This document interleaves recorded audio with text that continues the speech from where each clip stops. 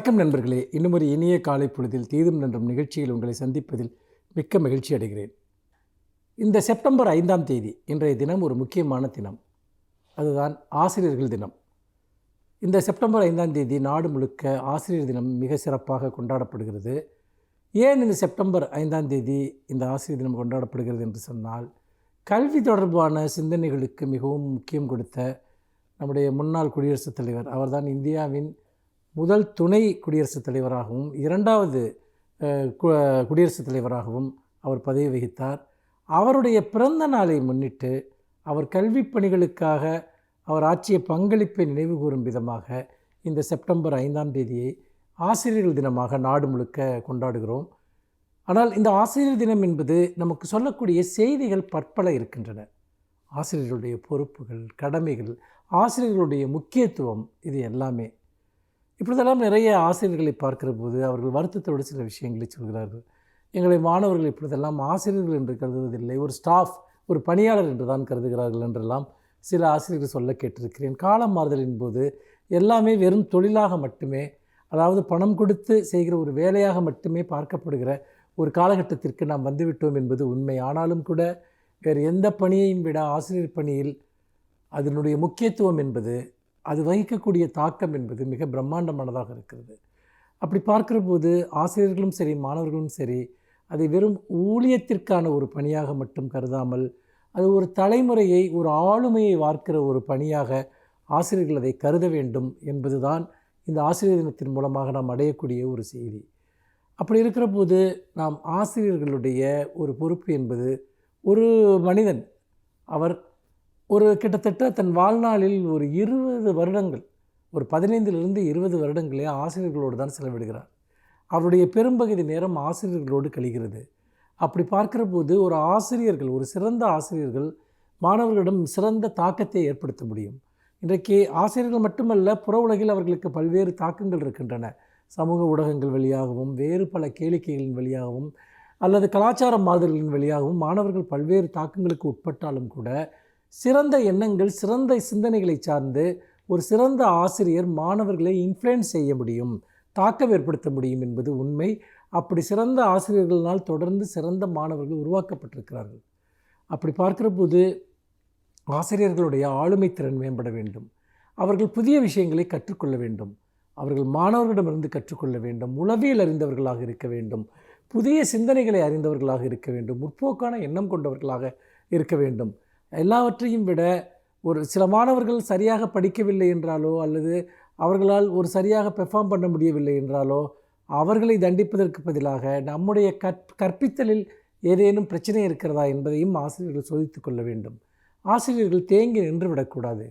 குழந்தைகள் பல்வேறு விதமான எண்ணப்போக்குகளுக்கு ஆட்பட்டவர்களாக இருப்பார்கள். அவர்களை ஒரு சரியான திசை வழியில் கொண்டு செலுத்துவது என்பதுதான் ஆசிரியர்களுடைய பிரதானமான கடமையாக இருக்க முடியும்.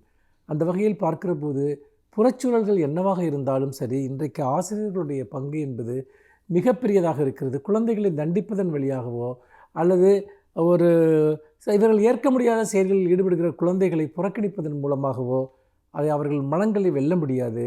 ஆசிரியர்கள் தொடர்ந்து கற்றுக்கொண்டே இருக்க வேண்டும். அதே போல் குழந்தைகளுக்கு பெற்றோர்கள் ஆசிரியர்களை எவ்வாறு மதிக்க வேண்டும் என்கிற ஒரு நன்னெறியை பெற்றோர்களும் குழந்தைகளுக்கு கற்பிக்க வேண்டும். ஆசிரியர்களும் மாணவர்களும் சேர்ந்துதான் ஒரு எதிர்கால உலகை, ஒரு புதிய உலகை உருவாக்க முடியும் என்பதை நாம் மறந்துவிடக்கூடாது. ஆசிரியர்கள் அனைவருக்கும் என்னுடைய இனிய ஆசிரியர் தின வாழ்த்துக்கள். நன்றி, வணக்கம்.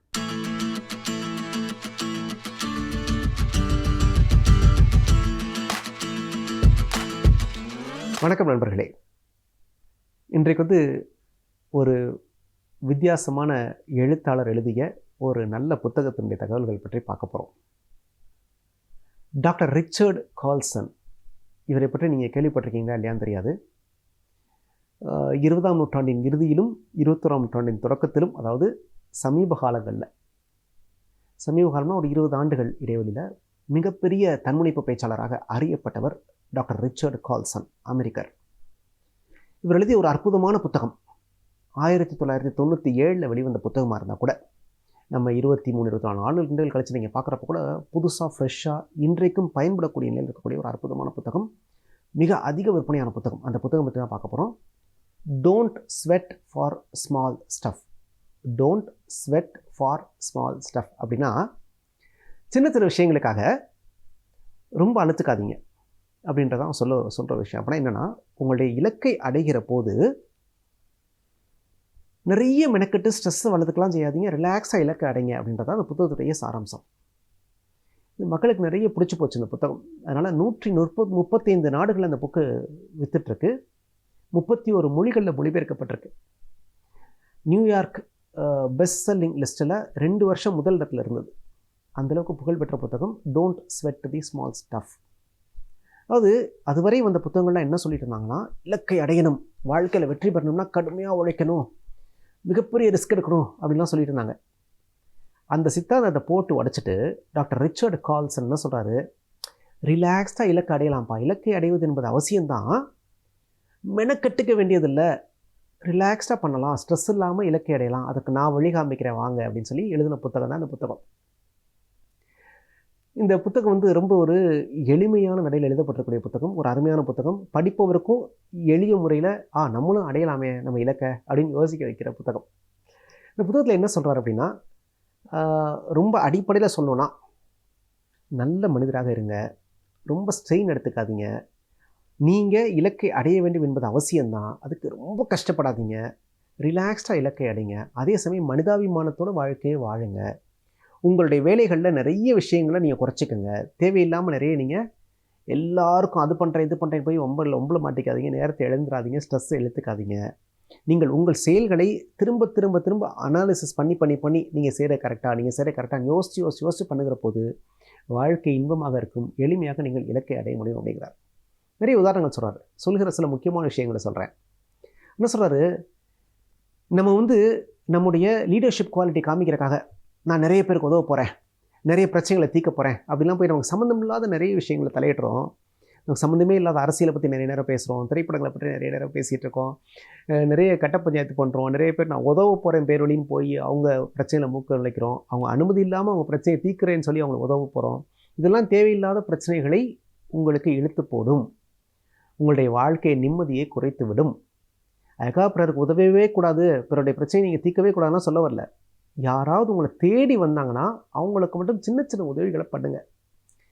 ஏன்னா அவங்களுக்கு உதவ வேண்டும் என்பது உங்களுடைய வாழ்க்கையை நோக்கமாக இருக்க முடியாது. உங்கள் வாழ்க்கையில் ஒரு இலக்கு இருக்குன்னா அந்த இலக்கை அடையிறது தான் உங்கள் நோக்கமாக இருக்க முடியும்.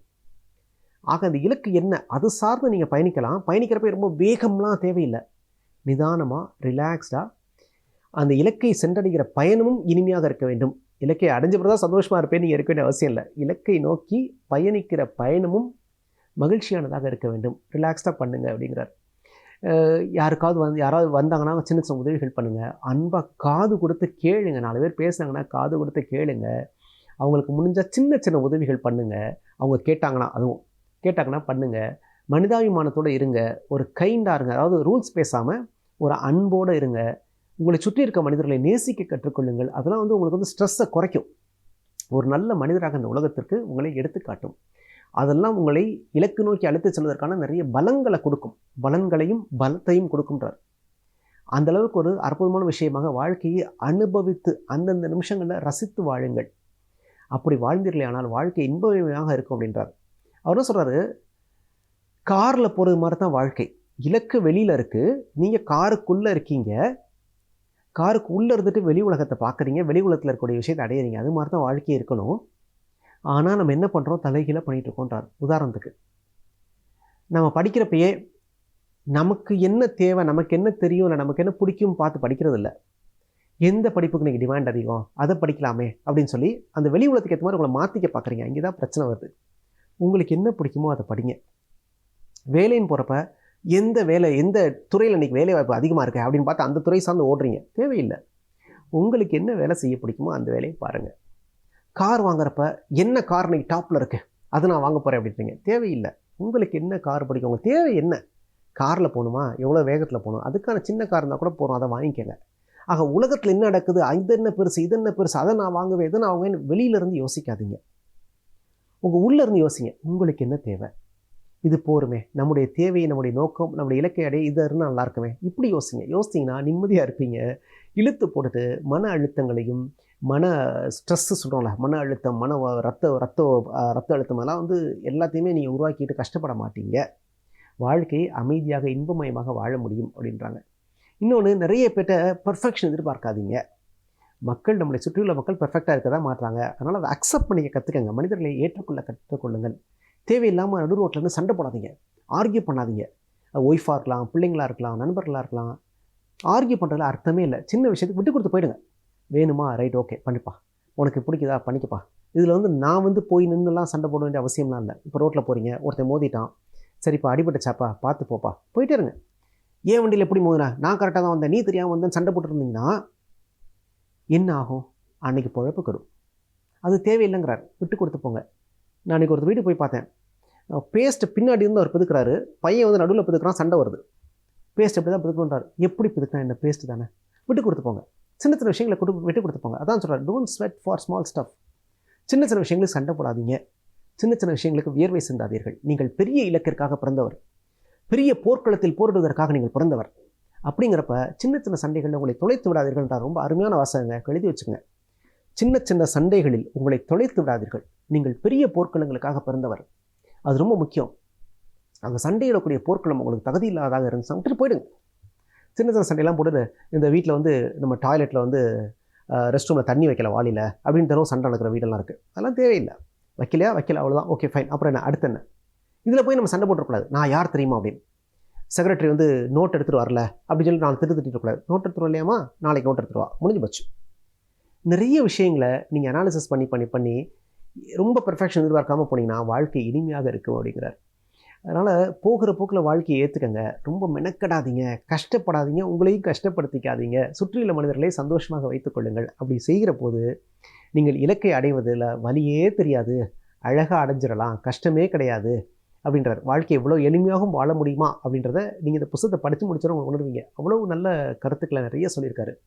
சண்டை போடாதீங்க, அடுத்தவங்களுடைய பிரச்சனை தலையிடாதீங்க. அடிக்கடி நீங்கள் உங்களை கேட்டுக்கொள்ள வேண்டிய கேள்வி என்னென்னா, நான் சரியான வேலையை செய்து கொண்டிருக்கிறேனா, இல்லை நான் செய்கிற இந்த வேலை என்னை இலக்கு நோக்கி பயணிக்க வைக்குமா, என்னுடைய இலக்கை அடைய உதவுமா? இந்த கேள்வி மட்டும் அடிக்கடி கேட்டுக்குங்க. ஏன்னா ஒரு நாளில் பாதி நேரம் நம் இலக்கிற்கு சம்மந்தம் இல்லாத வேலையை செஞ்சுட்ருக்கோமா. யாரோ ஒருத்தருக்கு உதவுறது, யாரோ ஒருத்தருக்காக ஆர்கியூ பண்ணுறது, எப்போத்தையோ பேசுகிறது, சம்மந்தமே இல்லாமல் எங்கேயோ போய் நின்றுட்டுருக்குது. இதெல்லாம் நிறைய நடக்குதான் எல்லா மனிதர்கள் வாழ்க்கையிலையும். நம்ம திரும்ப கேட்டுக்கொள்ள வேண்டியது, நான் சரியான வேலை செய்துட்ருக்கேனா, என்னுடைய இலக்கை அடைவதற்கு இந்த வேலை உதவுமா, இந்த சின்ன சண்டையை நான் போட்டு தான் ஆகணுமா, இது எனக்கு தேவைதானா, இதை அப்படி மாற்றி பண்ணால் எனக்கு பயனுள்ளதாக இருக்குமே. இந்த மாதிரி அடிக்கடி உங்களுக்குள்ளேயே யோசிங்க. எவ்வளோக்களோ உங்களுக்குள்ளேயே ட்ராவல் பண்ணுறீங்களோ, எவ்வளோக்களோ விட்டு கொடுத்து போகிறீங்களோ, எவ்வளோக்களோ அடுத்தவரை அனுசரித்து கொண்டு போகிறீர்களோ, அவ்வளோக்களவு வாழ்க்கை இனிமையாக இருக்கும், இலக்கையும் நீங்கள் அடைய முடியும். இதுதான் டாக்டர் ரிச்சர்ட் கால்சன் சொல்கிற விஷயம். இந்த ரொம்ப அருமையான புத்தகங்க. வாழ்க்கையில் முடிஞ்சவர்க்கா படித்து பாருங்கள். Don't sweat for small stuff. கீழே ஒரு லைன் போடுறார், that life is full of small stuff அப்படின்றார். வாழ்க்கை முழுவதும் மாதிரி சின்ன சின்ன விஷயங்கள் தான் இருக்க போகுது. ஆனால் நம்ம சின்ன விஷயங்களுக்காக வேர்வையை இழக்கக்கூடாது. நாம் பெரிய போர்க்களங்களுக்காக பிறந்தவர்கள். அதனால் பெரிய போர்க்களத்தில் மட்டுமே போரிடுவோம், மற்ற எல்லா விஷயத்தையும் விட்டு கொடுத்து போவோம், மனிதர்களை மனிதாபிமானத்தோடு அரவணைத்துக் கொள்வோம் அப்படிங்கிறது அந்த புத்தகத்துடைய ஓன்லைன். இந்த புத்தகத்தை படிங்க. ரொம்ப படித்தா மட்டும் பத்தாது, வாழ்க்கையிலையும் அதை செயல்படுத்தி பாருங்கள். வாழ்க்கை இனிமையாக இருக்கும், உங்கள் இலக்கையும் அடைய முடியும், நீங்களும் வெற்றி பெற முடியும். நன்றி, வணக்கம்.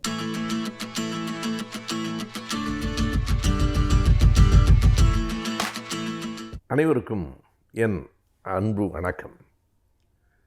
அண்மையில் நான் கல்லூரி மாணவர்கள் சிலரை சந்தித்து ஒரு கூட்டத்தில் உரையாடுகிற போது, ஆப்ரஹாம் பண்டிதரை உங்களுக்கு தெரியுமா என்று கேட்டேன். அவர்களில் யாருக்கும் தெரியவில்லை. ஒரு 40-45 மாணவர்கள் கூடியிருந்த இடம். அடுத்ததாக ஆப்ரஹாம் லிங்கனை தெரியுமா என்று கேட்டேன். எல்லோரும் கை உயர்த்தினார்கள். எல்லோருக்கும் தெரிந்திருக்கிறது. ஆப்ரஹாம் லிங்கனை தெரிந்து வைத்திருப்பது நமக்கு பெரிய மகிழ்ச்சி தான். ஆனாலும் அமெரிக்காவில் பிறந்த ஒரு தலைவரை நாம் அறிந்து வைத்திருக்கிறோம். அடுத்த ஊரில் பிறந்திருக்கிற ஒரு ஆப்ரஹாம் பண்டிதர் என்கிற அறிஞரை தெரிந்து வைத்துக் கொள்ளவில்லையே. அவர் இல்லை என்றால் தமிழ் இசை வரலாறே நமக்கு இல்லாமல் போயிருக்குமே என்று சொன்னேன். அதே போலத்தான் நாம் பல செய்திகளை எண்ணி பார்க்க வேண்டும். செப்டம்பர் 5 என்னும் நாளுக்கு என்ன சிறப்பு என்று கேட்டால் சட்டென்று எல்லோரும் சொல்லுவார்கள், அது ஆசிரியர் நாள். ஆம், டீச்சர்ஸ் டே. ஏன் அந்த நாளுக்கு ஆசிரியர் நாள் என்று பெயர்? அன்றுதான் இந்தியாவின் முன்னாள் குடியரசுத் தலைவர் டாக்டர் ராதாகிருஷ்ணன் அவர்கள் பிறந்தார். அவருடைய பிறந்த நாள் தான் ஆசிரியர் நாள் என்று இந்தியாவிலே கொண்டாடப்படுகிறது. நல்லது. அவர் கல்லூரிகளிலே, பல்கலைக்கழகங்களிலே ஆசிரியராக இருந்தவர், குடியரசுத் தலைவராகவும் இருந்தவர். எனவே அவருடைய நாள் எப்படி ஜவஹர்லால் நேரு அவர்களினுடைய பிறந்த நாள் குழந்தைகள் தினம் என்று கொண்டாடப்படுகிறதோ, அப்படி ராதாகிருஷ்ணன் அவர்கள் பிறந்த நாள் ஆசிரியர் நாள் என்று கொண்டாடப்படுகிறது. நமக்கு அவருடைய நாளை கொண்டாடுவதில் ஒன்றும் சிக்கல் இல்லை. ஆனால் எதை மறந்து போனோம்? டாக்டர் ராதாகிருஷ்ணன் பிறந்த நாளை நாம் நினைவில் வைத்திருக்கிறோம். ஆனால் கப்பலோட்டிய தமிழர், செக்கெடுத்த செம்மல் வ.உ.சி. அவர்கள் பிறந்த நாளும் அதே செப்டம்பர் 5 தான் என்பதை நாம் மறந்து போனோம். சரி, வ.உ.சி. அவர்கள் வழக்கறிஞர் தானே, ஆசிரியராக இல்லையே. அப்படியானால் வழக்கறிஞர்கள் நாள் என்று சொல்லலாம். அது அல்ல சிக்கல். நாம் கூர்ந்து கவனித்தால் வ.உ.சியை விட சிறந்த ஆசிரியர் யாரும் இந்தியாவில் இருந்திருக்க முடியாது. அவர் எப்போது ஆசிரியராக இருந்தார்? அவர் பள்ளிக்கூட பாடங்களை சொல்லிக் கொடுத்த ஆசிரியர் இல்லை, வாழ்க்கை பாடத்தை இந்த நாட்டுக்கு சொல்லிக் கொடுத்த ஒரு மாபெரும் தலைவர். அவர் பிறக்கும்போதே மிகப்பெரிய செல்வராக பிறந்தவர், வழக்கறிஞராக இருந்தவர். அவர் எண்ணியிருந்தால் எந்த சிக்கலுக்கும் ஆட்படாமல் கடைசி வரைக்கும் செல்வந்தராகவே இருந்து மறைந்திருக்க முடியும். அவர் தன்னுடைய சொத்து, சுகம், பதவி அனைத்தையும் நாட்டின் விடுதலைக்காக இழந்தார். ஆங்கிலேயர்களுக்கு எதிராக கப்பல் ஓட்ட முடியும் என்கிற ஒரு மிகப்பெரிய துணிச்சல்காரராகவும் அவர் இருந்தார். பலரிடமும் பணத்தை திரட்டி, ஆங்கிலேயர்களே மிரண்டு போனான், அங்கே இருந்து ஒரு கப்பலை கொண்டு வந்து ஒருவன் நடத்துவான் என்று எதிர்பார்க்கவில்லை. அதற்கு பின்னால் அவர் சிறைப்பட்டார்.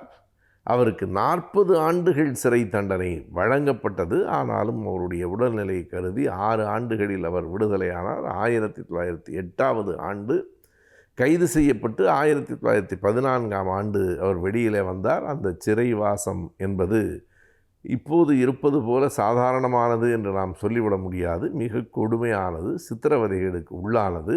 அவ்வளவு பெரிய செல்வர் தன்னுடைய நாட்டின் விடுதலைக்காக அடிபட்டு செக்கிழுத்து சிறையிலிருந்து வெளியிலே வந்தார். அதற்கு பின்னால் அவரை இந்த சமூகம் கவனிக்கவில்லை. அவருடைய வழக்கறிஞர் பொறுப்பும் போய்விட்டது. ஆங்கிலேயர்கள் இனிமேல் அவருக்கு வழக்காடுவதற்கு உரிமை இல்லை என்று சொல்லிவிட்டார்கள். சென்னையிலே பெரம்பூரிலே மண்ணெண்ணெய் கடை வைத்திருந்தார் வ.உ.சி. என்று சொன்னால் பலருக்கும் அது வியப்பாக இருக்கும். அப்படித்தான் அவருடைய வாழ்க்கை நடந்தது. 1914 வெளிவந்த வ.உ.சி. அவர்கள் அதற்கு அடுத்த 2-3 ஆண்டுகளில் ஒரு மன மாற்றத்திற்கு வந்து சேர்ந்தார். இந்த நாட்டை 1927 சேலத்தில் பேசுகிற போது வ.உ.சி. அவர்கள் சொன்னார், இந்த நாடு இனிமேல் நாயுடுவையும் நாயக்கரையும் தான் நம்பி இருக்கிறது என்றார். நாயுடு என்று அவர் குறிப்பிட்டது வரதராஜன் நாயுடுவை, நாயக்கர் என்று அவர் சொன்னது தந்தை பெரியாரை. அப்போது அப்படி சாதி சேர்த்து சொல்லுகிற ஒரு பழக்கம் இருந்தது. சாதி உணர்வு அதற்குள் இல்லை. எனவே வ.உ.சி. அவர்களினுடைய சிந்தனை போக்கிலே கூட ஒரு மாற்றம் இருந்தது. எல்லாவற்றையும் இழந்து இறுதி நாள் வரையில் இந்திய விடுதலையில் பற்று கொண்டவராக, தன் நேர்மையிலிருந்து ஒரு நாளும் வழுவாதவராக, எப்போதும் இந்த மக்களுக்காக உழைக்கக்கூடியவராக வாழ்ந்து மறைந்தவர்தான் வ.உ.சி. அவர்கள். அவர் பிறந்த நாளும் செப்டம்பர் 5 தான். நாம் இப்படி சொல்லலாம், ஒருவர் ஆசிரியர் என்றால் அவர் பாடங்களை சொல்லிக் கொடுப்பதால் மட்டும் ஆசிரியர் இல்லை, வாழ்க்கையின் பொருளை மற்றவர்களுக்கு சொல்லிக் கொடுப்பதால் ஆசிரியர். அப்படி பார்த்தால் வ.உ.சி. அவர்கள் மிகச்சிறந்த ஆசிரியர். செப்டம்பர் 5 ஆசிரியர் நாள் தான்.